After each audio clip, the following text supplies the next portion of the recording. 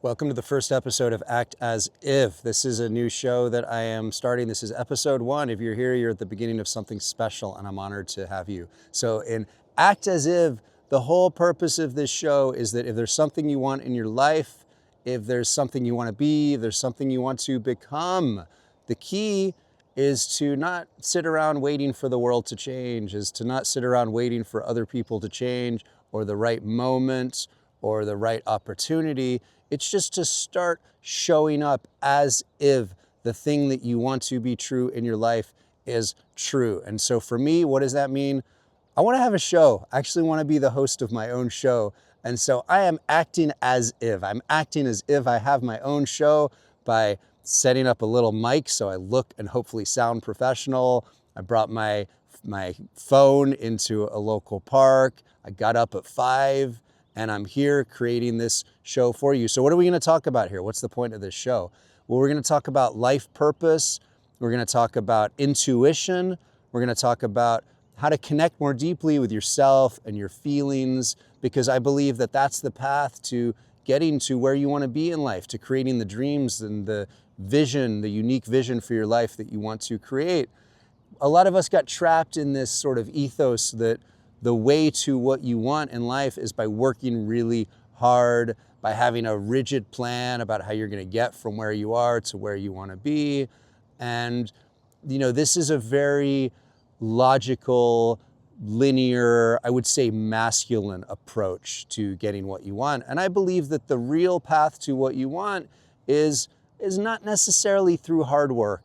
Like, yes, you have to work hard if you want to create meaningful things in your life, but a lot of us lead with hard work. We lead with this idea that if I want to get what I want, I've got to focus on being more disciplined. I've got to focus on my work ethic and, all this sort of external things, the methods, the techniques, and the all of those things, in my opinion, belief, experience, are things that should sort of flow naturally after the right sort of ethos, after you're aligned emotionally and energetically with what you want. So for example, if you're pushing yourself to be more disciplined, if you're pushing yourself to work harder, and it's a struggle and it's never quite getting you where you want to be, what I believe is that you need to take a step back and clarify, how do I want to show up? What do I want? Who do I want to be in my life?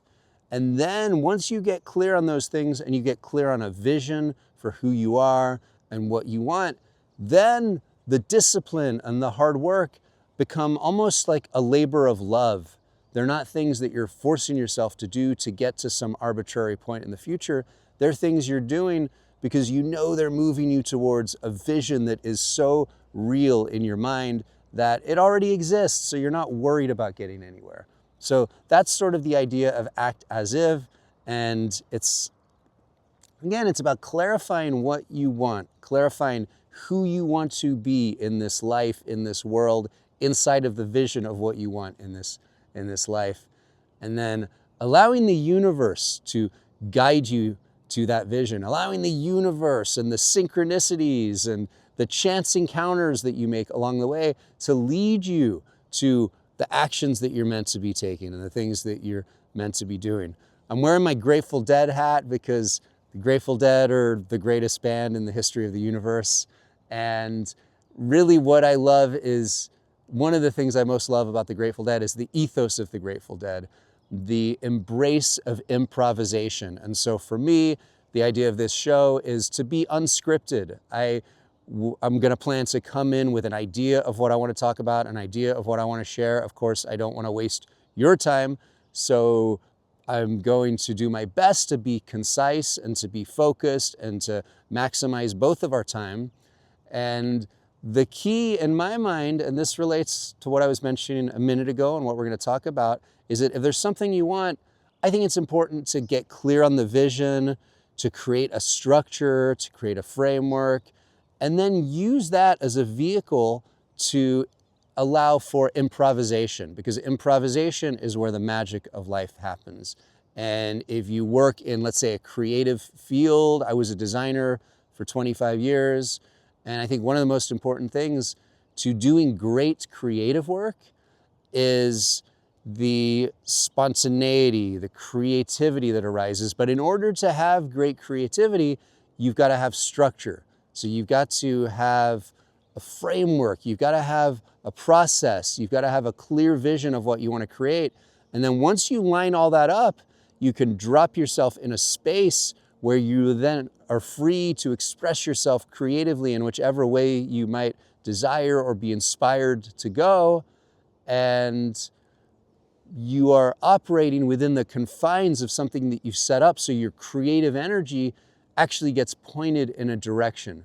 So it's sort of like freedom, improvisation within structure. And the Grateful Dead would have a lot of songs, like Dark Star is a song that comes to mind. Sometimes Dark Star is a song that the Grateful Dead would play for 20 minutes. And obviously the main riff, the main melody of the song is defined. The lyrics are written, so they'll play Dark Star. Always starts with the same riff, and then there's a little bit of spaciousness. And then Jerry comes in with the vocal, sometimes after like 10 minutes of jamming. And then there's this space. There's always this space in the middle of the song. And if you've ever gone to a Grateful Dead show or listened to a Grateful Dead show, there's a point in the second set that they call drums and space. And the song that they're playing at about halfway through the second set will just give way to this big drum jam. And all the musicians would go off stage and leave Mickey Hart and Bill Kreutzmann, the two drummers, on stage, just doing these drum jams, just rhythmic exploration. And Mickey Hart was big on world music, so he would have drums and percussion instruments from all over the world. But the point is, they would have these structures, like in Dark Star, the riff, the lyrics, and then that would give way to a space in the song where no two times that they played it was it ever the same. And it's the same thing with the show as a whole, with drums and space. So they'd reach this point in the second set where the structure of the show, which consists of songs that have been written, and within each song, there's almost always a space for exploration and improvisation. And then in a Grateful Dead concert as a whole, in that second set, there was always that same slot. So there's your structure, right? First set, second set, halfway through the second set, inevitably, every Grateful Dead show, they would go into drums and space. And so drums were just very rhythmic. And then at a certain point, drums would give way, the rhythm would fall away. And it would just be this exploration of sound and energy. And they would always have really cool visuals. And you'd have people tripping on acid at the show and just spinning around and doing all kinds of weird shit. And a Grateful Dead concert was one of the reasons I loved the Grateful Dead, and one of the reasons that a lot of people loved the Grateful Dead, is that it was an opportunity to get out of your head, to get out of who you knew you were, who you thought you were in your life. You know, whether you took a psychedelic or whether you just went there to enjoy the music and the experience and the scene outside in the parking lot. It was an opportunity to get outside of yourself, to improvise.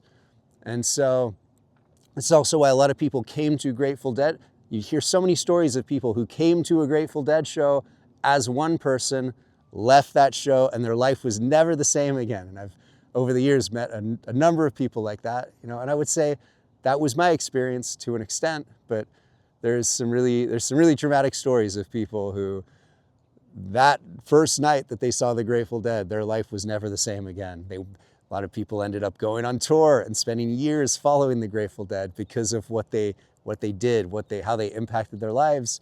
And that is a big part of it. It's that ethos of improvisation, that ethos of creating structure so that you know what direction you're going in, you kind of know what universe you're in, you know what the idea is that you're trying to communicate. Maybe there's there's a motif that you're working with, and then the motif informs exploration. And so I believe that's a great model for life and for whatever you want to build, whatever you want to create in your life, is getting clear, getting an idea of what you want, having a vision, having an idea of that motif, and then giving yourself space to improvise within that structure. And so that's what this show is for me. I have an idea of what it's about. I'll come in every episode with an idea of what I want to talk about, what I want to communicate, and then I'm going to try and riff and have fun and explore it in different ways. I hope it's done in a way that is interesting to you and also enjoyable to me. And the goal here is that it doesn't feel like hard work. It shouldn't feel like hard work. It should feel effortless. It should flow. And I think that's when you know that you're in sort of the right groove in life, is when you're not forcing things.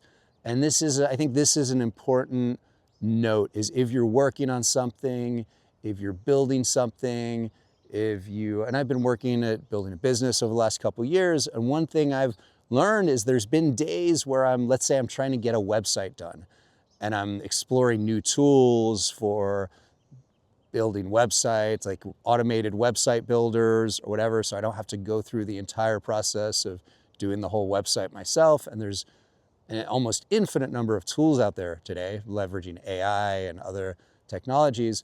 But what I found is there were times when I would sit down, I would say, okay, I want to create a landing page for an email sign-up. And I would find myself 4 hours in, I'm trying to do something very basic. And I'm like, why is this taking 4 hours? And what I arrived at is whenever I get to that point of like, this is taking much more effort and much more time than it feels like it should, stop, take a break, step back. Because I think we tend to have this illusion that, going back to what I was saying in the beginning, that if there's something meaningful you want in life, you have to really hustle and work hard towards it. And so we interpret that strain and that struggle that we often experience when we're working towards something as part of the journey. I got to work really hard, and this is just me working towards my dreams. Again, yeah, hard work is important and it's valuable in the right time and in the right context. But a lot of the time, what's more important is flow. And if you're struggling, if something isn't working as well as it should, and you're trying and it's not coming together, it's okay to be a quitter. I think sometimes we're afraid to I don't want to be a quitter. I don't want to give up. Well, sometimes it's important to give up. Sometimes it's important when you're struggling, when you're stressing out over something, it's important to let go and ask yourself, is there an easier way? And in that example of website tools and landing pages, there's a million tools out there. And so this is just one example, but I think it's a good example where, let's say you are trying to create a website and you're working with a tool, and a lot of people have said this is a great tool for you to use, and so you're using it, but it's not working the way that you want it to work, and it's not doing what you want it to do, and you're frustrated, and you keep going because you're like, everyone else says what a great tool this is, so I must just need to work at it harder. I must need to push myself harder. It's exhausting, right? So I spent a lot of my life in that space of just pushing, not getting the results I wanted, pushing harder. Eventually, you know the story. I burned out. And I think a lot of us have been down that road. So that, I think, is a big part of what I'm going to talk about here, is how do you arrive at that place of flow, that place where things flow effortlessly in your life. And what I'll say for now is that I think it starts with having a clear vision of what you want. But before you get there, what you have to do is know who you are. Who are you? What's your purpose? What were you put here to do? And if you don't know that, that's okay. It can be a journey to discover that. But if you're looking to find your deeper purpose, one thing to start with is asking yourself, what have I really struggled with throughout my life? What have been my deepest challenges throughout my life? Because your purpose, just like my purpose, as I'm discovering, I think your purpose is often in your deepest challenges, the things that you have most been challenged with throughout your life. And so what have I most been challenged with throughout my life? Feeling disempowered, feeling like my voice didn't matter, feeling like my skills weren't good enough, feeling like I didn't have the power or the ability to create what I wanted, to create the change I wanted in the world, to have the impact I've always wanted to have. And it came from my childhood. I lost my dad very young. I don't want to start crying here, but I lost my dad very young in a way that was extremely tragic. And then my mom got remarried, and she married a guy who was very hostile, and we experienced, I hate using this word, but we experienced a lot of abuse. And it was a very difficult environment to grow up in, because as a kid, I was completely powerless. I felt completely powerless. And so that was, I would say that was the theme that defined my childhood, was feeling powerless, feeling trapped in this situation where I felt oppressed and punished and hurt, and that there was nothing I could do about it. Because I was a kid, and when I tried to stand up to it, it got worse. And so what can I do? I just have to accept this. And that was sort of the theme that defined my childhood. And then that theme, those same feelings, followed me through life, followed me into my career. And I did really well in my career as a designer. But I never really felt empowered. And I was always striving to reach a point where I felt empowered in my career and in my life. But what I mostly felt was disempowered. And I realized very recently, really kind of woke up to this yesterday in a bigger way than I ever have before in my life, which is why I'm here talking to you today, that I have continued to go through a lot of my life feeling disempowered, feeling like I need other people to change in order for me to be able to really step into what I'm stepping into in my life. I need, my wife to change, my mother to change, my friends to change, my therapist to change. I need everyone else to change their approach, because it's not really working for me, and it's keeping me from getting to where I want to be and being able to show up the way I want to show up. And then I had this sort of light bulb moment.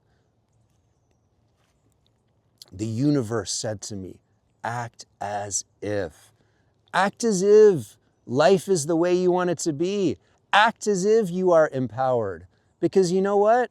It's up to each of us to create our own reality, the way that we want it to be. Life is short, and we can easily spend the rest of our days just waiting for other people to change, waiting for things outside of us to shift so that we stop feeling limited within ourselves. Well, I realized that my journey was about taking the reins, taking control, saying, you know what? Everyone else is on their own journey. Everyone else is on their own trajectory. The past is the past. There's nothing I can do about it now other than evolve my relationship to it. And it's up to me to act as if I am the empowered, confident version of myself, creating the life that I want to create, the way I want to create it. It's up to me to act as if the world is the way that I want it to be. And you might say, well, that's delusional. The world's a crazy place right now. And yeah, it is. So there is a fine line to draw between, you don't want to just pretend like everything is perfect and glorious when it's not, but there is a space to act as if you are creating the world that you want to live in and that you are empowered to be the person that you want to be. And so the last thing I want to leave you with is where this idea of act as if originally came from. And I was listening to an audiobook from Michael J. Fox I think it was last year, or maybe it was earlier this year, called Future Boy. And it was about his story, his experience of creating Back to the Future. And I don't know if you know this, but when he started shooting Back to the Future, he was still shooting Family Ties. And he was a comedic actor on TV. And so he got recruited, was it Robert Zemeckis? I always forget names, but got recruited to be the lead in this film called Back to the Future, which was destined to be a big blockbuster. He wasn't a movie star. He was a TV actor. And for whatever reason, they decided he was the guy. They thought he had the right personality. They'd actually gotten a number of months into filming Back to the Future. I don't know if you know this, but they'd gotten a number of months into filming Back to the Future with another actor as the lead, a professional, experienced film actor. And then things weren't working out. It wasn't the right feel. It wasn't the right vibe. And so really difficult thing for the studios to do, to say, you know what, we've shot a bunch of the film already, but it doesn't feel right.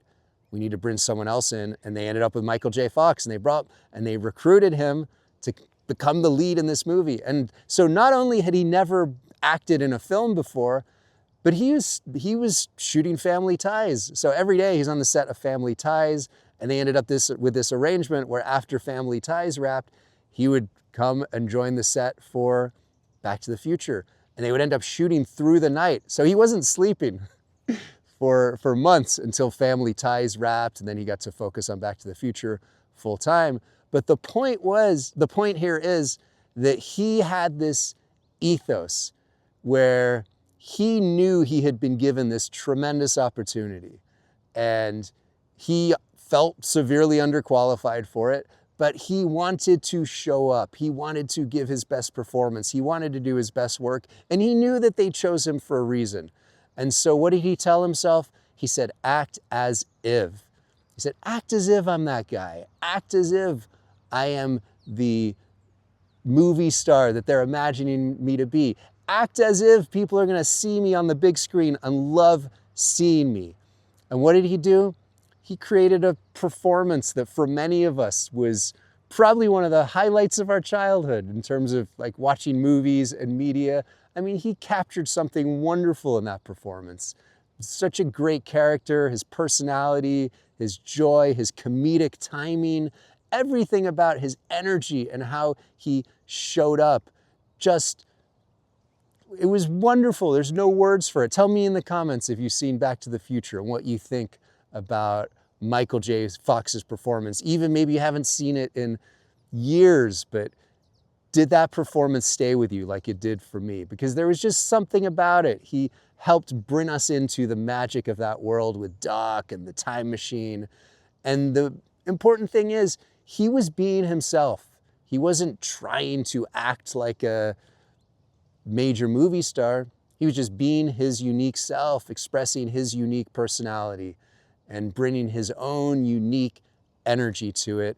And that included improvisation. So there were a number of moments where he improvised.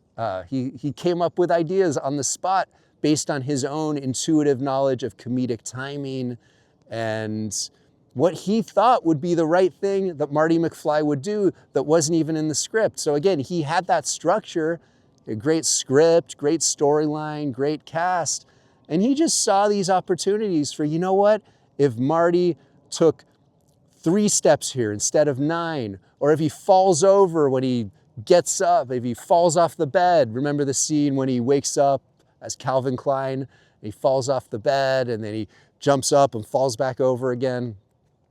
Those are little ideas he came up with, just expressing his unique authenticity, his unique self, and acting as if. So thanks for being here. Thanks for watching episode number 1. My plan is to do 30 of these, and I'm going to try and do it every day. And so thanks for being here.